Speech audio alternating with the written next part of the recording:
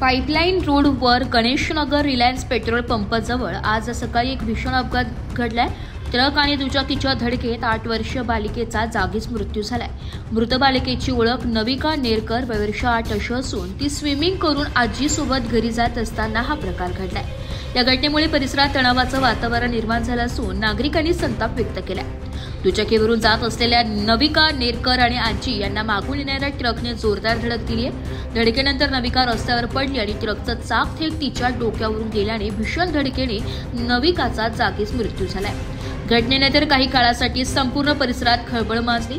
घटनेची माहिती मिळताच सातपूर पोलीस ठाण्याचे पोलीस अधिकारी तातडीने घटनास्थळी पोहोचले।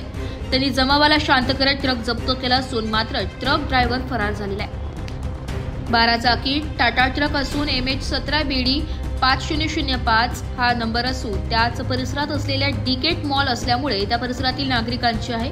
पाहता संबंधित परिसरात खूपच ट्रॅफिक जाम होते। वेळोवेळी महानगरपालिकेला तसेच संबंधित प्रशासनाला परिसरातील नागरिकांच्या वतीने स्पीड ब्रेकर टाकण्यासाठी अनेक वेळा निवेदन देखील दिले आहे।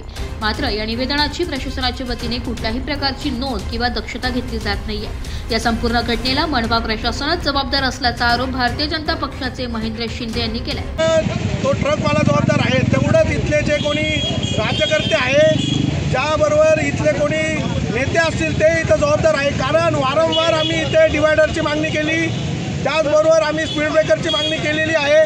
त्याचबरोबर इथं जे काही अतिक्रमण होतं ते अतिक्रमण काढण्यासंदर्भात आम्ही कितीतरी वेळा मागणी केली आहे। आणि इथं चौकामध्ये डीमार्ट झालेला आहे, तिथं सिग्नलची मागणी केली, पण इथं कोणी काही लक्ष देत नाही। आणि आज या मुलीचा जो जीव गेला याला सर्व हे नेते जबाबदार आहे। कारण याच्यामध्ये या एका छोट्या मुलीचा जीव जाण्यामध्ये जर डिवायडर असतं, जर स्पीड ब्रेकर असते तर कदाचित ही घटना घडली नसती।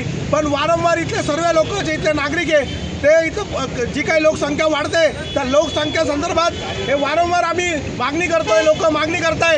या संदर्भात आंदोलनाचा इशारा दिला जातो, पण कोणी लक्ष देत नाही। ना डिवायडर होतोय, ना स्पीड ब्रेकर होत आहे, ना इथं सिग्नल होतोय। सिग्नलच्या अक्षरशः रांगा तुम्ही जर संध्याकाळी आले तर तुम्ही बघा, सिग्नलच्या रांगा ज्या आहे ते 1-1 किलोमीटरवर रांगा लागत आहे, पण इथं कोणी काही लक्ष देत नाही। त्यामुळे या अपघाताला सर्वस्व हे नेते जबाबदार आहे असं माझं म्हणणं आहे।